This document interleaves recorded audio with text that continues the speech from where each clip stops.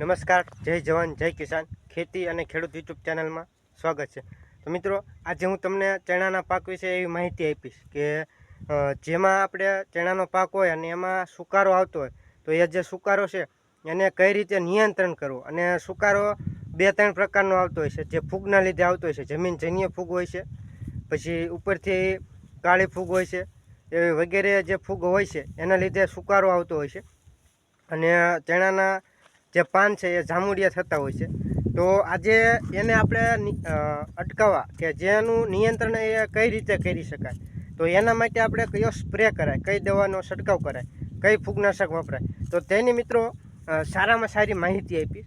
તો મિત્રો, વિડીયોમાં તમે છેલ્લે સુધી જોઈજો, જેથી કરી તમને ખ્યાલ આવે કે આપણે કયા સમયે કઈ દવાનો છંટકાવ કરવો જોઈએ અને કેવા જે સુકારા સામે જે રિઝલ્ટ આપે છે એ કઈ દવા હોય છે. એમાં જો કે મિત્રો આપણે કોઈ કંપનીની જાહેરાત નથી કરતા, પણ હું પણ ખેતી કરું છું અને મારા ખુદનો અનુભવ પ્રમાણે હું આ જે વિડીયો થકી યુટ્યુબના માધ્યમ અને ફેસબુકના માધ્યમથી માહિતી આપું છું.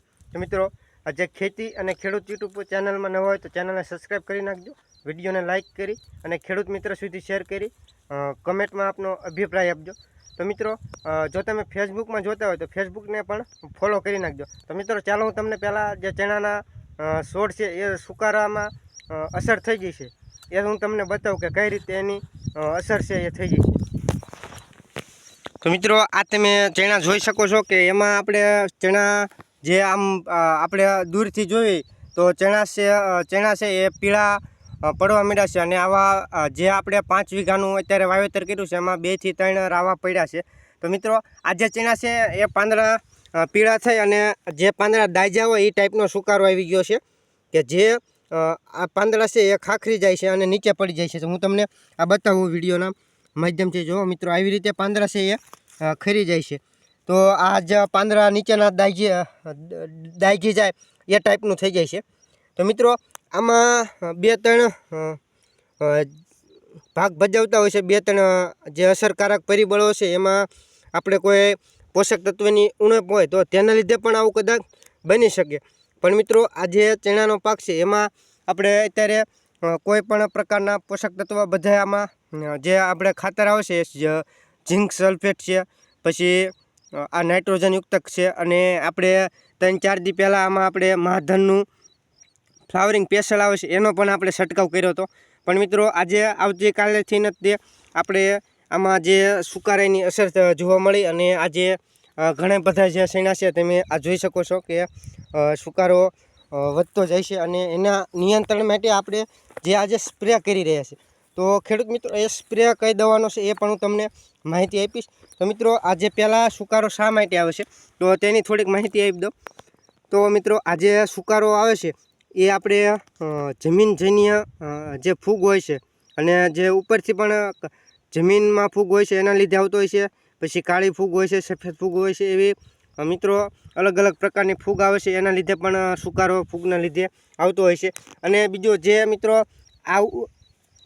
ખેડૂત મિત્રો, તો આ જે સુકારો છે એ આપણે જે પિયત આપ્યું પછી આવતો હોય છે. મોટા ભાગે જે સુકારા આવતા હોય છે આપણે ચણાનો પાક હોય છે અને આપણે ફૂલ જમીનમાં તાણ પડી જાય, એટલે કે જમીનમાં તાળા પડી ગયા હોય અને છોડ પણ લંઘાવા માંડ્યા ત્યારે આપણે પિયત આપ્યું હોય અને પછી પિયત આપ્યા પછી 4-5 દિવસનો સમયગાળો થાય પછી એ સુકારો જોવા મળતો હોય છે ચણાના પાકની અંદર. તો મિત્રો, આ જે સુકારો છે એ કાં તો આપણી જે જમીન છે એ જમીનમાં મિત્રો પાણીનો ભરાવો થતો હોય છે એના લીધે સુકારો આવતો હોય છે. અને કાં તો મિત્રો, આ જે જમીન છે ને એ કાળી હોય છે, જે એકદમ કાળી જમીન હોય છે અને ઢાળ ઢોળવાળી ઓછી હોય છે, અહીંયા પણ આવી રીતે મિત્રો સુકારો આવતો હોય છે. તો આ હું તમને વિડીયોમાં બતાવું મિત્રો. તો હવે મિત્રો, આ જે સુકારો છે એના નિયંત્રણ માટે આપણે કેવા પગલાં લેવા જોઈએ, કઈ અત્યારે દવાનો છંટકાવ કરવાનો ચાલુ કરી દેવો જોઈએ, જેથી કરી આપણે એક સારામાં સારું એનું નિયંત્રણ કરી શકાય. મિત્રો, જે આ છોડવા બગડ્યા છે એનું રિકવરી થાય કે ન થાય એ તો મને ખ્યાલ નથી, પણ મિત્રો જે સુકારો આવ્યો છે એ અટકાવવામાં એનું જોરદાર રિઝલ્ટ છે. તો હું તમને બતાવું કે આ દવા હું આ જે કંઈ દવા છે અને એનો શું ભાવ છે અને એનો આપણે કેવી રીતે ડોઝ બનાવવો છે અને આપણે વાપરતા હોય છે તો હું તમને બતાવું. વિડીયો છે મિત્રો અંત સુધી જોવા વિનંતી. જો તમે જોશો તો તમને પૂરેપૂરી માહિતી મળી રહેશે. તો ચાલો મિત્રો, આજે મેં તમને સુકારા વિશે વાત કરી અને છોડ પણ જામુડિયા થઈ જતા હોય છે. જો મિત્રો આ છે છોડ છે એ જામુડિયા થતા હોય છે. તો હું તમને મિત્રો બતાવું.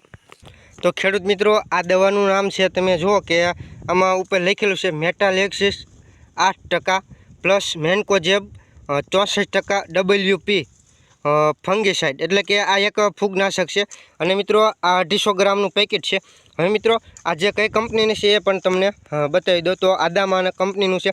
તમે કોઈ પણ કંપની જે સારી કંપની હોય એ લાવી અને વાપરી શકો છો. કે કોઈ બાયરવાળાનું હોય, ધાનુકાવાળાનું હોય, સિજન્ટાનું હોય, વગેરે કંપની હોય છે એ તમે પણ સારી કંપનીની લેવાની, જેથી કરી. અને મિત્રો આ ટ્રેડમાર્ક થયેલું છે. જો અહીંયા પણ એનું નિશાન છે. જે આપણે આ ગોળ રાઉન્ડ છે અને આર લખેલું છે એ ટ્રેડમાર્ક, આ જે પ્રોડક્ટ ટ્રેડમાર્કવાળી પ્રોડક્ટ, એટલે કે સરકાર માન્ય પ્રોડક્ટ છે. અને એનું જે આપણે ત્રિકોણનું નિશાન આવે છે એ પણ છે મિત્રો.